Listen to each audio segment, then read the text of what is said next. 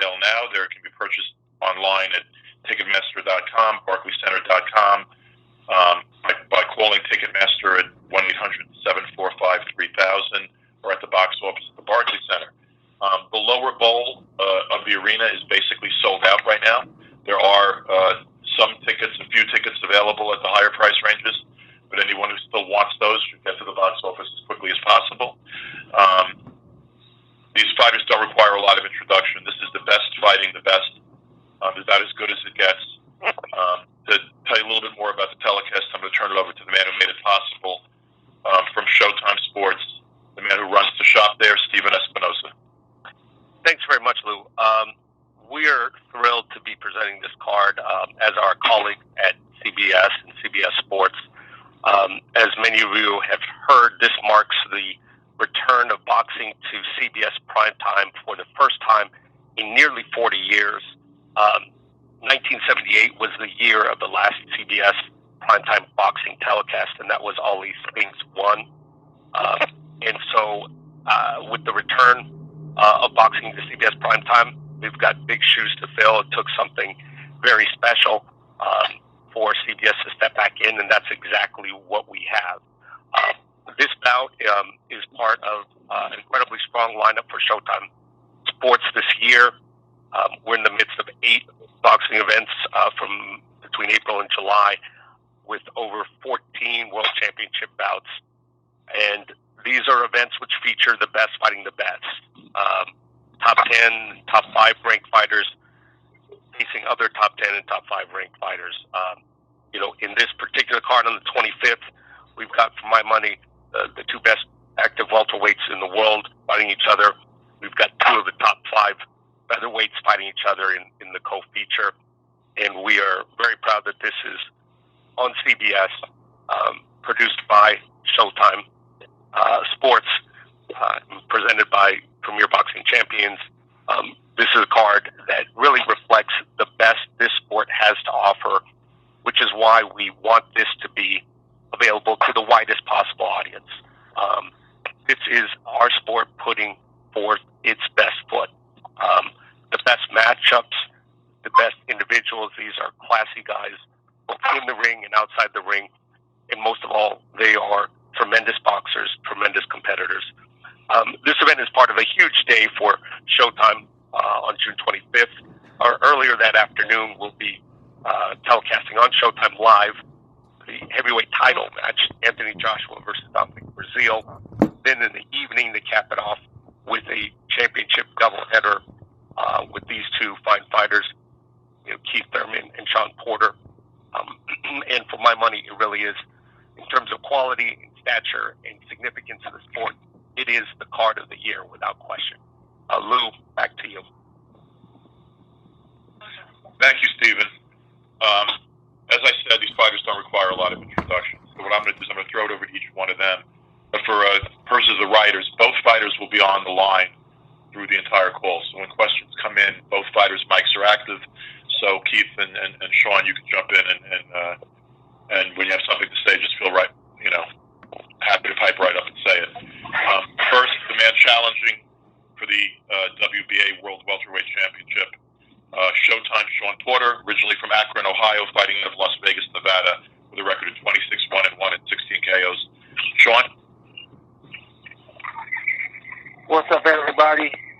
Want to thank everybody for putting this fight together. Lou DiBella, Stephen Espinosa for getting us on CBS prime time. Awesome time for boxing, awesome time for Team Porter. And definitely looking forward to this fight. And I want to just do one thing, and that's just reiterate what Stephen Espinosa said. This is without a question the fight of the year. And I'm humbled and honored to be a part of that. And I know I'm going to do my job, and I'm going to leave that ring as the new WBA champion.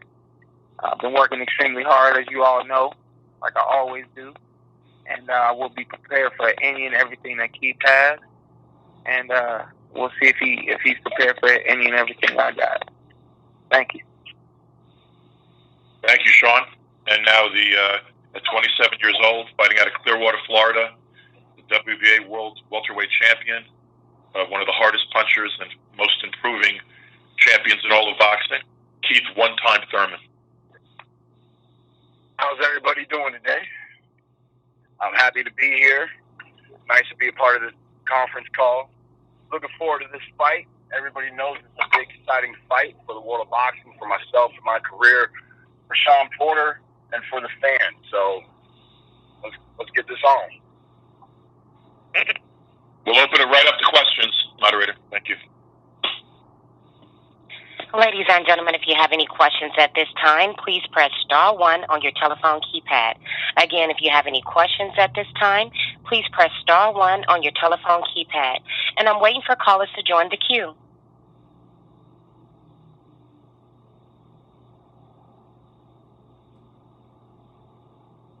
Our first question is going to come from Dan Raphael from ESPN. Please go ahead. Thank you very much. Hey, guys. How are you today?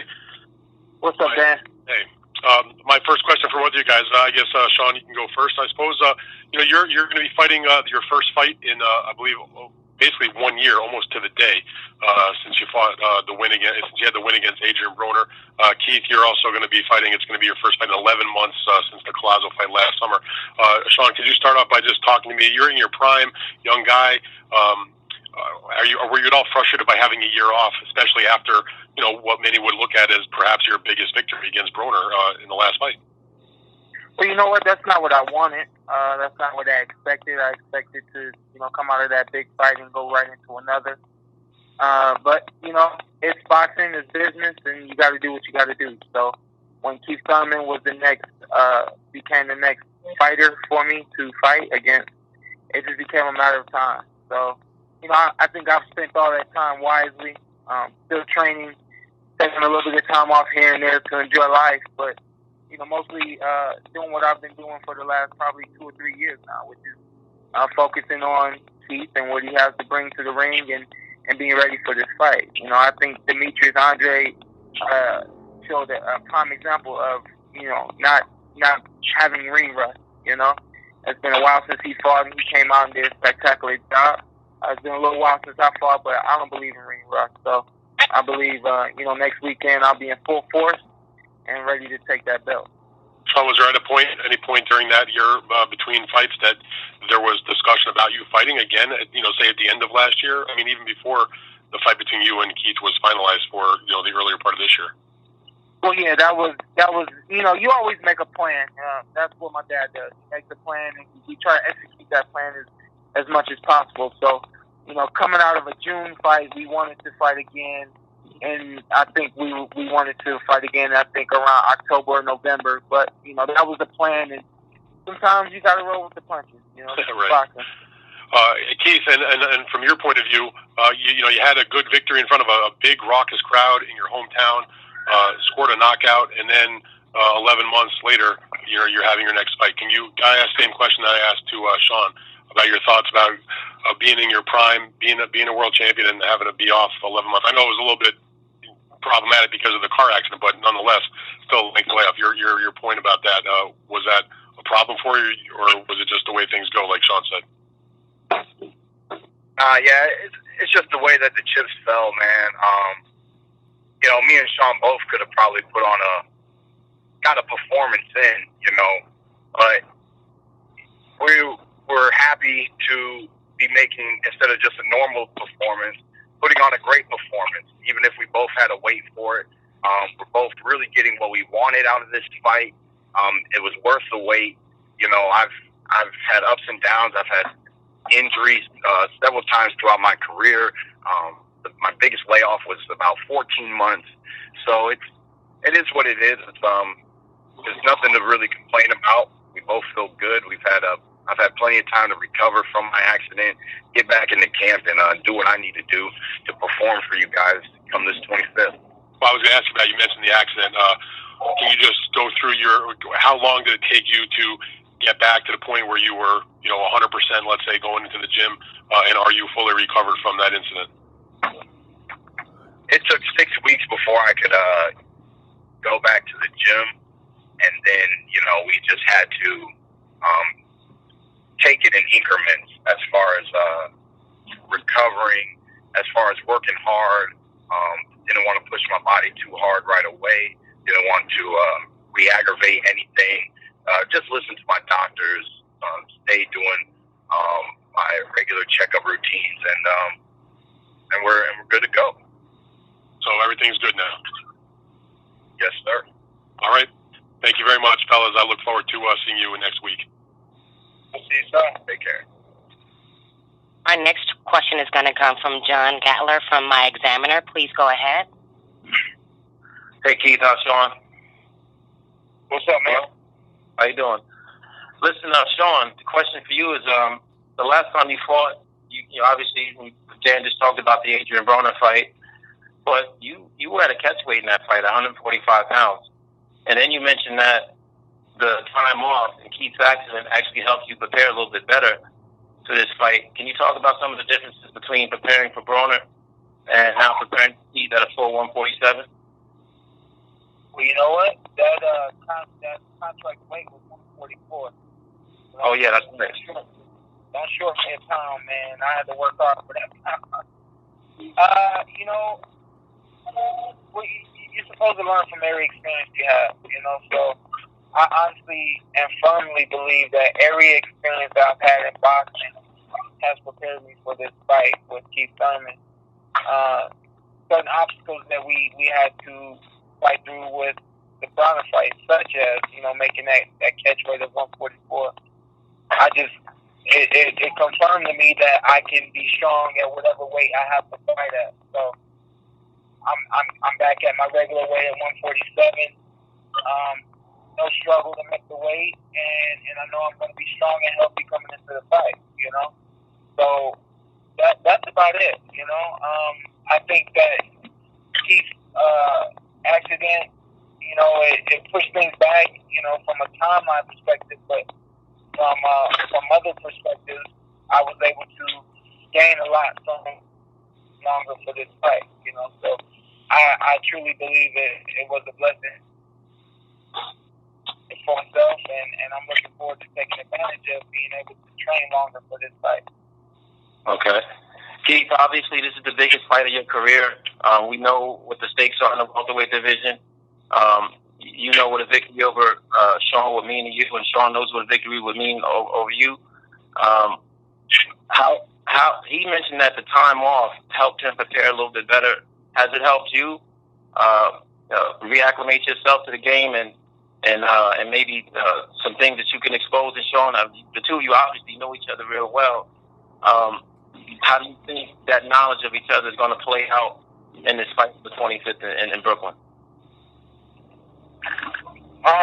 We do know each other very well. It has been a little while since we've seen each other, and we've never seen each other under the bright light. You know, fight night is a different kind of night. I expect to see the Shawn Porter I know. I also expect to maybe see something that I've maybe not quite seen before. You know, I mean, he's going to be gunning for the title. You know, it's a very special night. I'll be defending my title. I just feel comfortable, man. You know, the accident didn't really help me at all or hurt me or do anything special. You know, all it really did was give us more time to constantly, you know, I guess, think about this fight. You know, we were going to approach the fight pretty much the same way, no matter what. We didn't change up our game plan from the first training camp into this training camp. We stuck with the same game plan. You know, we gave ourselves enough time to get in shape, and that was really the most important thing, was to assess with my doctors how quickly I could recover and get back into conditioning to be prepared for this fight. All right. Good luck on the 25th, guys. Thank you. Our next question is going to come from Martin Stanley from the Tampa Bay Times. Please go ahead. Hey, for both guys, you talked about this. It's a crowded field. There are former champions. There are a few undefeated champions. There's some up-and-comers. For both you guys, what tells you that you are the man in the division? What is it about you guys right now? I'm sorry, I didn't get the full question.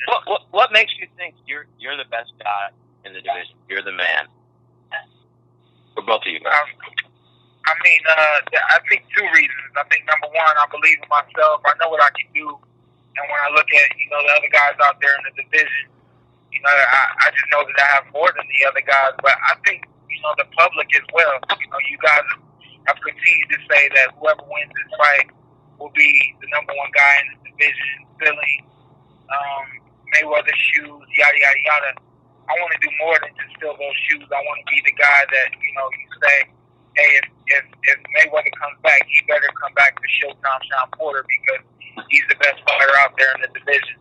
So I believe it, but you guys have said it enough to make me believe it as well. So thank you for that.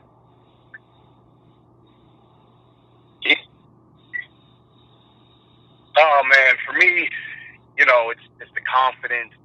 It's my amateur background, where I come from, how I grew up in the sport. Training here in St. Pete Boxing with Dan Birmingham and Winky Wright, Jeff Lacey, ever since I was young growing up. The way Ben Getty believed in me and told me that I had everything it took to be champion of the world, and not just a regular champion, but a great champion. And that's the story of most champions and everything. You always strive for your best, and this fight is dedicated to bringing the best out of me. I know you guys are looking forward to it. I'm looking forward to it. I got lots of love and respect for Shawn, and I look forward to, this challenge of this rivalry that we share, growing up together, never getting to fight one another, but always pushing one another and trying to make one another better. But, come by next week, we'll know who's the best. You don't always hear that between boxers. I have a lot of love and respect for guys that they're about to head into a big fight. Does that make this situation a little unusual or awkward? I don't think it makes it unusual or awkward at all. I think the fact that we know what each other has and we've seen each other for a long time, it number one, obviously you're hearing it and you see it, the respect, but also the fact that we want to beat each other to prove to ourselves, to everyone out there in the world that that I'm better than Keith, and I know he has that same mindset. That is why this fight is on CBS prime time, because you're not going to get this again. You're not going to get this again. You're not going to have two guys at the top of the division wanting it all and actually willing to go for it all. And I know Keith has that in him, and he knows damn well I have it in me. And like he just said, I'm gunning for that championship belt. I'm coming for his head. It doesn't matter that we're friends, and I know at the end of the day, it doesn't matter to him. We both have families to take care of. We both have legacies to build, careers to continue to progress on and strive and goals to reach, and the list goes on. With all that being said, it can't be awkward. It can't be, weird. It can't be a friendship once after we meet in the center of the ring and touch gloves. We'll meet in the center and touch gloves at the beginning of the fight. We'll meet in the center and we'll touch gloves at the end of the fight. That's it. But in between that time, this is going to be a hell of a fight, and that's why it's on CBS prime time. I agree with that statement. We've come across a situation, in the amateurs where I've had to compete against sparring partners, so there really is nothing awkward in it. If anything, there's a very, very cool factor, man. To be really honest, there's an extremely just super cool factor that, I remember this dude when he was a teenager. He remembers me when I was a teenager, and here we are, going to be fighting on CBS, opening up the show, prime time. It's our battle. It's going to be the battle that they see from the last time they aired boxing, which was Muhammad Ali. This is history in the making. Like you said, we both have legacies. We both have dreams that we want to live. And if it means getting through each other, then so be it. Thanks, guys. Ladies and gentlemen, if you have any questions at this time, please press star 1 on your telephone keypad. Again, if you have any questions at this time, please press star 1 on your telephone keypad. Our next question is going to come from Mitch Aberson from theringtv.com. Please go ahead. Thanks. Hi, everybody. I had a question for Keith. Keith, how you doing today? Good. Good. Just wondering, Keith, what's your training camp been this time around? I mean, having to deal with the residual injuries from the car accident. I mean, can you just talk about just what your training camp has been like, trying to, do maintenance with the injury, also trying to prepare for Shawn same time? It's just been a little different as far as we had to spar back just a little bit in this camp. We couldn't spar early in this camp just to for the safety of my neck and not to jeopardize or risk anything, and just follow my doctor's instructions. We had to build up and start off with just cardio and shadow boxing, and then get into the mitt work and the bag work. And this camp has just been a progression. Nothing really out of the norm. Nothing really changed the pace of too many things. We just had to formulate it a little different so that we can get the job done and be prepared. What was it like, Keith? I know you began sparring in May. I mean, like the first time you got hit, in your neck, that impact. I mean, what was that like? I mean, was there any pain? Did it feel better than expected? No, it took it fine, which I expected, because we were already doing some neck strengthening exercises, and I would have known, I would have had feedback from the resistance training that I was doing if my neck wasn't going to be able to hold up in sparring. I still was thinking about it a little bit in going into it that day for the first day. But, it held up. We went and got therapy like we were supposed to that week, and just kept going, and every week since, and it's been fine, man. We feel great. We're happy to, be doing what we do best. Boxing, it's always a little nervous. You're a little hesitant, when you're thinking, okay, I got this issue, am I going to be able to be the same? Am I going to be able to be the same? And we are, man. That's all that we can ask for, and we're truly blessed.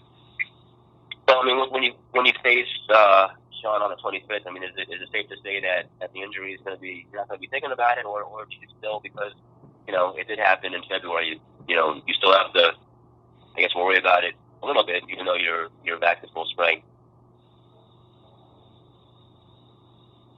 I don't see myself worrying about it come the 25th.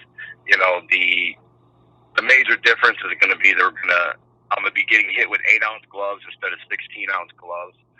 But we believe that we're well prepared, and we'll be able to handle everything come this up-and-coming fight. Great. Thanks, Keith. Good luck. No problem. Thank you. Our next question is going to come from Eddie Goldman from No Holds Barred. Please go ahead.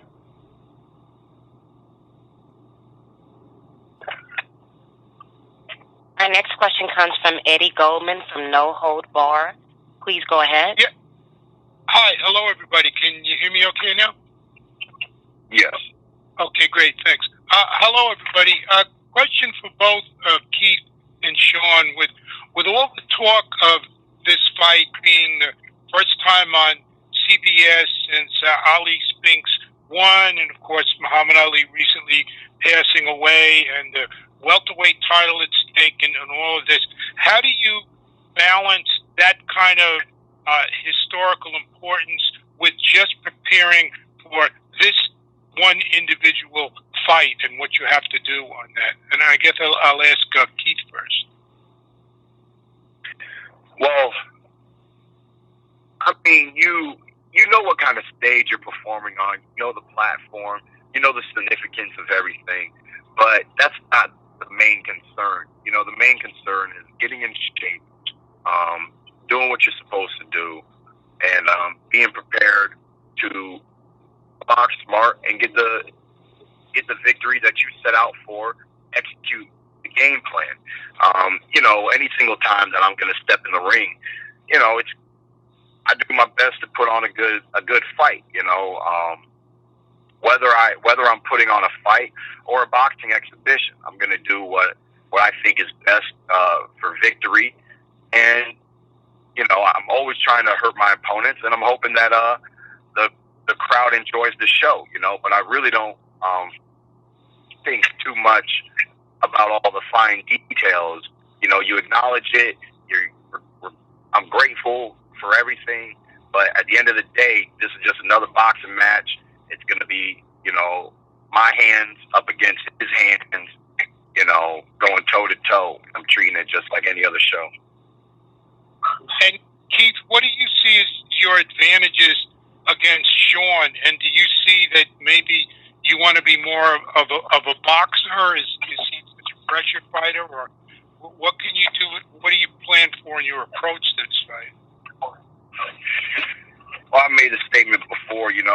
If people want to move forward, I'll move backwards. If they want to move backwards, I move forward. So I don't really.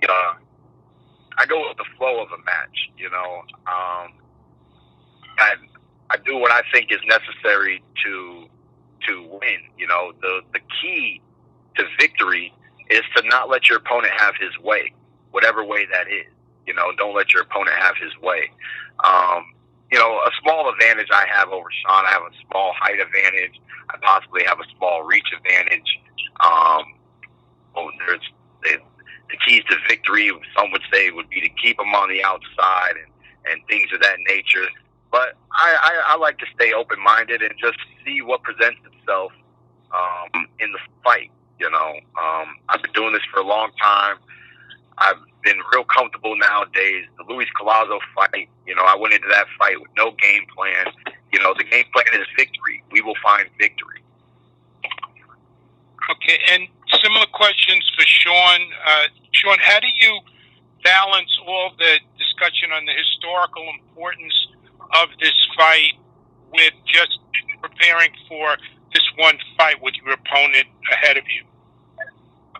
It comes with the territory, and that's why I say I'm excited to be on CBS and for it to be on prime time. Being a part of history, So, like he said, you acknowledge it, but you don't. I'm not going to allow it. The importance or the significance of this fight to, override my energy and my mindset going into the fight or anything like that. I'm humbled, that to be the first fight on CBS since, a Muhammad Ali fight. That's awesome, but, I don't, even, being exciting is never a concern of mine, because as long as I'm performing and doing what I'm supposed to do, the fight will be exciting. I have a saying, I don't condone booze.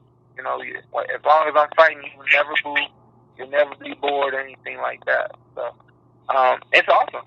I love it. I think it's going to add to my level of excitement and my positiveness going into the fight, but it won't get me, over excited or anything like that. And do either of you want to make a prediction, either Ali-esque or otherwise, for this fight? Ali-esque. Showtime Shawn Porter leads the ring with that belt. I'm about to say, it's real simple. We both win, right? I mean, we're both winning, Nah, we ain't both winning this one. You think you're going to win, I think I'm going to win. So you think, if they're going to ask the question, they're going to get two winners. You know what I mean? But obviously someone's going down. And I would like it for it not to be left to the judges. So exactly. I think that's one thing I've learned from being in the crowd is that people, for whatever reason, they do not like draws. So we're not going to leave it up to the judges. We were discussing that yesterday in the gym. So we're not going to leave it up to the judges. We're going to handle our business and get the job done. Leave that ring with that belt. Okay, thank you. Good luck to everybody, and I'm looking forward to it. And our next question is going to come from Kenneth Johnson from RingTV.com. Please go ahead. Kendrick.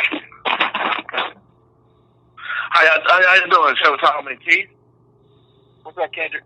What's up, man? I'm Sean. I know I've asked you a couple of times, but can you just talk about just how big of a legacy that you need this, so that when you hang up the gloves, how big would this fight be in your legacy when it's all said and done in a big stack of things? Yeah, this fight has been in my mind for a number of years. And I've said this before. Looking at our careers and the way that they were moving, and both of us being at 147, Keith being as dominant as he has been, I knew that this was gonna, this fight would happen eventually, and it was a fight that I wanted to happen. I'm all about beating the guy that is considered the guy. I'm all about being the number one. I love having all eyes on me. You guys know me to be very humble, but when I'm in the ring, when I'm performing, when everyone's watching, I want them to be watching me, seeing what I'm doing, and screaming my name. So I think knowing what Keith has done and him being the champion, when you beat a champion, you take the belt. That's how you form your legacy. You don't form your legacy from beating C-level fighters, B-level fighters. You beat those AA plus fighters, and you take their belts, and that's how you establish your greatness. Would it be safe to say that whoever wins this fight will be the 147 kingpin that throne that Floyd's left? That y'all be the heir to that throne? Does y'all basically fight for the number one spot at welterweight? I mean, if you really take a look at it, we both have the attitude for it. We both have the physicality and the athleticism to be that number one guy. It's just a matter of me getting in there and doing what I got to do. And same for you, Keith. How does this register? You think your legacy, when it's all said and done, what does it play? Do you need this fight to have that legacy that you want? Most definitely. This is a great fight. This is the perfect fight. Really, this is exactly the kind of fights that we want. Legacy is a process, and this fight is a part of that process. Making these kind of matchups and everything, and getting just great high level opponents like Sean was talking about. Sean only has one loss, and he brings his best each and every time in the ring. He's always gunning for victory. He just made a statement that he's knocking my head off. So this is going to be a great fight. And all I've ever wanted to do in boxing was be champion of the world and give the world great fights like this fight to come. So I'm really excited. Me and my team are really looking forward to this. Do you think this was a little fight? Use the kingpin at 147, or do you think you got to go through the Garcias and everybody and unify the belts to be that to look at as the guy like Floyd was for all these years? Yeah, I don't like your guys' approach to these questions when everyone's talking about the new king, the new king, the new king, the new king. It's not like there was a successor lined up waiting. It's not like there's work to do. The next generation, in my opinion, I'm a humble fighter, and I like to humble myself on the regular. So the young generation has got a lot of work to do before there's a king involved on top of any of our names. If you ask me personally, which you are, so yeah, I would love to get through Danny Garcia, and then solidify more of the debate of the best at 147, man. But to see the best at 147, man, it's just going to take a little bit of time, and I just feel like you writers are rushing to get the best, to claim the best, and claiming the best is cool. There's nothing wrong with claiming the best, but to get the best is going to take a little bit more time. It's not even going to happen this year, but I look forward to the journey and the process. Well, this is my last question then. This for both of y'all. So do you feel that, of course, like you said, you got to go through the process. What that process said, when it's all said and done, do you feel like you have to fight Danny Garcia, you have to fight Earl Spence to find out who's that man, who's that top dog? Because I know I talked to Spence personally. He wants to fight anybody that get in the ring with him at 147. He's ready to go for anybody. But none of y'all really go on record and say, like, hey, I want to fight everybody to, when it's all said and done, you look back at my resume, I didn't fight everybody. It's kind of like, well, I'm just taking it case by case. So what is Well, you know what?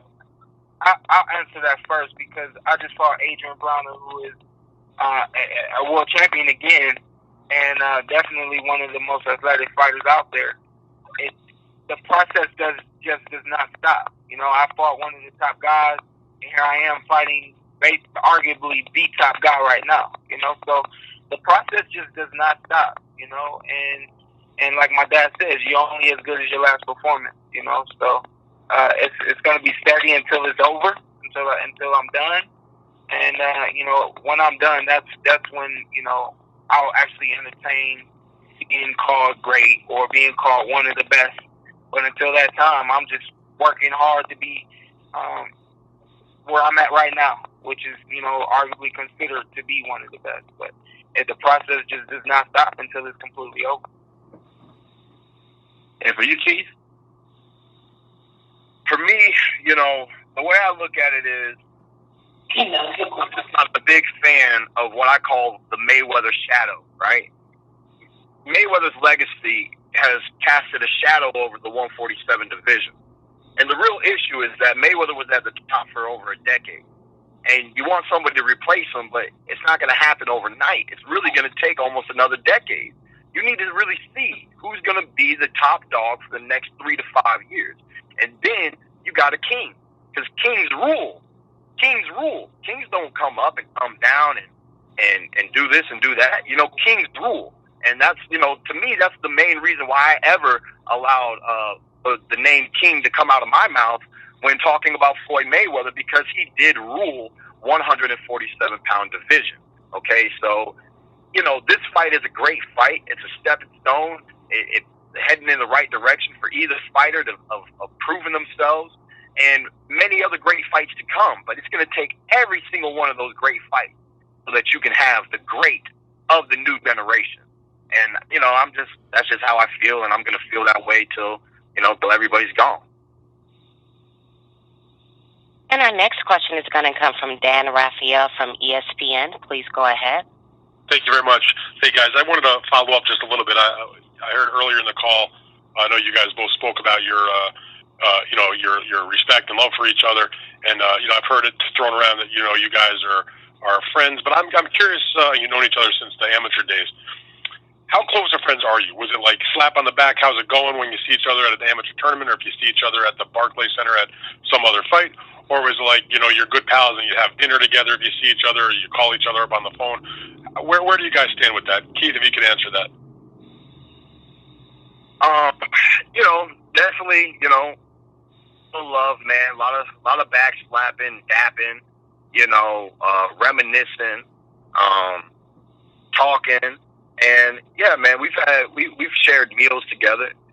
When Shawn Porter was in my camp, we spent a lot of time together. You got to meet my mother and stuff. Obviously, I knew his father. His father was a team trainer for an international event when USA fought Ukraine. The only two people in the USA to win was Keith Thurman and Shawn Porter. So, it's been an interesting journey, man. I mean, it's really a lot of fun. I'm actually honored and blessed and grateful to grow up with this kid and to have this opportunity with the same person, this individual, knowing that he's in the way of my dreams, I'm in the way of his dreams, but it's still just a very fun process, to have a rival be so personal, somebody that you really know, somebody that you've been cheering for, but, the 25th is the only day that I'm not allowed to cheer for Shawn Porter. Oh, I got you on that. Shawn, you heard what Keith just said. Where do you fall in that in terms of the way the relationship has been over these years? Yeah, I was going to say, man, I don't know. You guys be the judge of it. Like you said, we spent time together in camp. Going back to when we were in the amateur, we fought in the international duel once together. He actually, I don't know. We're friends. We know each other very well. We don't talk on a daily basis. Right. But we do know each other. Now, I have to assume that of all the time you spent together in your training camps, and You sparred together, haven't you? I would say Keith and I are friends, but we're not, best pals. We're not besties. We're not. Yeah, I would say if I needed help, he's probably, 10 to 15 or 20th person I would call on the list. He's not first or second or anything like that. Now, when you were together in those early days of your amateur career, doing the international competitions, or even perhaps as young professionals on the way up, how much did you guys spar together? It must have been at least sometimes if you're in the same camp with each other, right? No, you know what? We only sparred that one time. I came down to Clearwater to get some sparring. I had been on a long layoff, and I was coming back for a fight. He was getting ready for Chino. And that's when we crossed paths in the ring. But outside of that, it's just been more so, different weight classes kind of rooting for one another. How long ago was that, Shawn? 2012, I believe.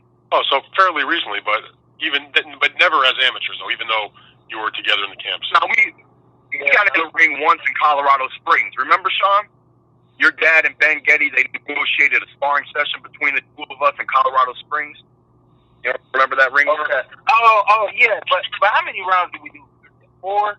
That was a simple little amateur little sparring, and that was a little something. That was the first time I ever got to, and we, But like I said, Dan. To anybody that's wondering, if we're too friendly with one another to take one another out, no, we're not. Do you remember, Keith, what year that was when you did that 4 rounds in Colorado Springs? Approximately. It was definitely towards the end of the amateur career. So I would say maybe 07. Right. Well, you turned pro at the end of 07, so probably that would be so maybe earlier in 07. So I mean, you guys have been respectful to each other all through this thing, even on this phone call. I don't anticipate, you're not going to be slugging each other at a press conference or anything. But do you believe in any way, shape, or form that your positive relationship with each other will in any way diminish the intensity that you have when the bell rings, or because you know the guy and you want to really prove something, that it might actually bring it up a level? I've heard different fighters talk differently about that. Where do you fall on that category? Yeah, I could probably answer that question for the both of us. Our levels will be raised just from a competitive standpoint, from a standpoint of him not wanting me to take that belt, and from a standpoint of me wanting to take that belt. The levels will be raised, simple as that, and I think, we both appreciate that about one another, is that, this is a fight where the public is watching, waiting, wanting to know who's going to be the winner. And we want to give the public all they want, and we want to win. So simple as that. And when it's all done, friends again? Yes, sir. Keith? Yeah, there's no problem. Yeah, man. I mean, this is going to be an intense fight. Shawn always brings intensity. I'm always bringing my power. I mean, I just don't. There's no way this cannot be an entertaining fight. And there's no way that he's not going to raise his bar by knowing what it's like, knowing that I've been training hard, he's been training hard, and just knowing that, he's one step away from getting that belt back around his waist and moving forward with his career. You got 2 young fighters in their prime fighting on prime time. I mean, this is the time. This is the prime time. Mayweather's gone. Pacquiao's gone. There is no better time than this time, for this fight to go down and for each one of us to showcase our skills and our talent to the world and take it to that next level. So there should be not 1 ounce of hesitation from either fighter.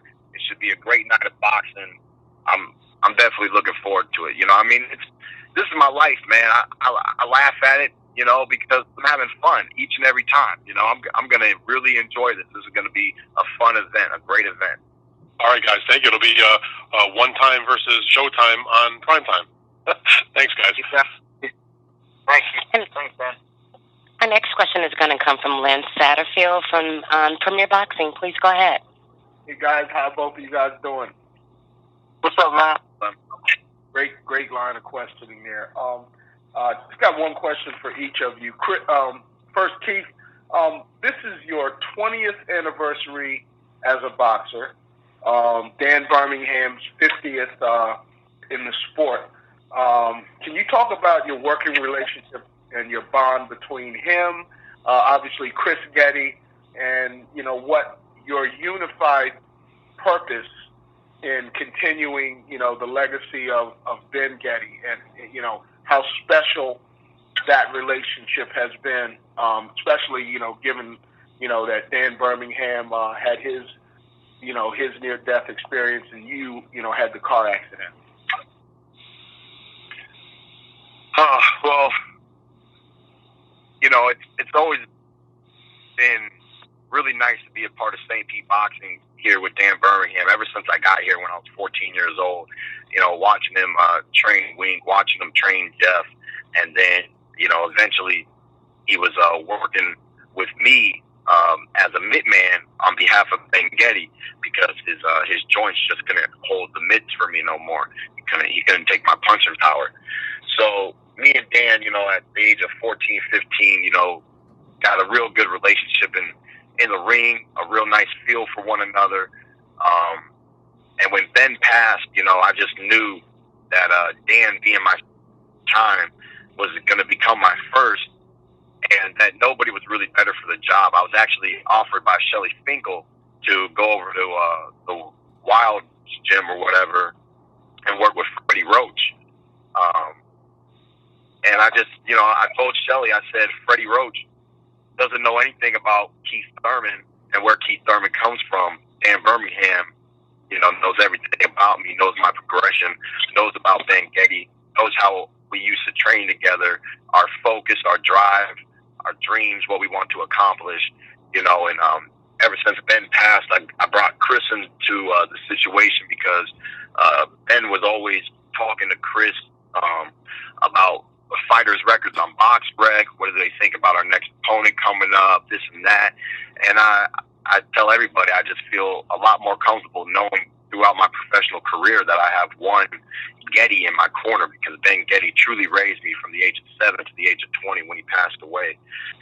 So, we got a great team here, man. It's just, we go really deep. We're almost like a family over here. Everybody loves everybody, man, and respects everybody, and everybody wants the best for me, and I'm truly grateful for that. Ben always talked about how important a great team is, and then how important getting with the right networks. So with my team, with Al, with everything that's happening with PBC and CBS here, man. Really, when I reflect back on the 20 years, man, I'm proud to be an American. I'm proud to have this opportunity to live this life that I've chosen for myself, and that, nothing so far, even with a few bumps and bruises in the road, has steered me away from being champion of the world, man. So I'm just truly blessed, and just trying to keep living this dream and creating my legacy. Pete, thank you so much for that. Now for you, Shawn, we talked about this a little bit, last couple of days, but, relationships between father and son in this sport, there's so many bad ones, and I know what makes your relationship with your father so unique and specifically different than some of the ones that you've seen just erode and fail to the point where, some of the fighters for a long time don't even get along with their dads anymore? Boxing is a hard sport. It takes a hard mentality, a hard demeanor, a hard personality just to compete and train and all that kind of stuff. My dad is that person. My dad is a hard person. He doesn't mind hard, but in a lot of ways I'm the opposite. I'm more easygoing. I'm more laid back. I'm more tell me what to do and I'll do it. I think when you take a look at the history of boxing, that's what, I'm only hard when I have to be hard, and that's when I compete. There's father-son duels or whatever. The son is a hothead and hard both in and out of the ring. So it makes that relationship hard to deal with. But my dad and I, we click, and we can make it happen.